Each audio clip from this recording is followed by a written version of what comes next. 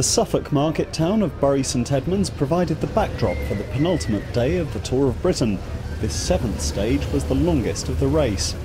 As ever, a mob of camera-wielding supporters besieged the HTC High Road bus of Mark Cavendish, waiting to catch a glimpse of the sprint ace. Today was expected to be a day to suit him. Yeah, we'll try and win. Hopefully it's a good sprint, see how it goes. Conditions today quite windy. Yeah, quite windy, but it shouldn't be too much of a problem, I hope. Team Sky have won over plenty of new fans this year, and indeed at this Tour of Britain. Their ace in the pack was Geraint Thomas, until a crash on Friday saw him drop from 2nd overall to 12th.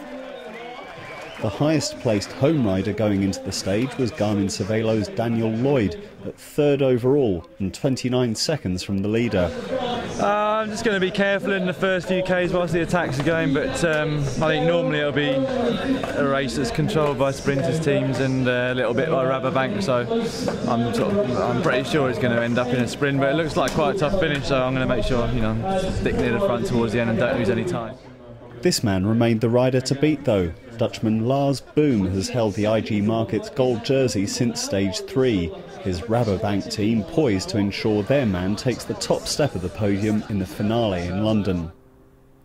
And so it was that an escape group of 6 riders, none of them a threat to Boom, was allowed to build up a hefty lead early on. With just shy of 200 kilometres from the start to Sandringham, the peloton's pursuit was fairly languid. Shortly after the race entered neighbouring Norfolk, sporadic showers did little to deter the crowds lining the roadside at every village and town. Thankfully for the riders and spectators alike, conditions improved.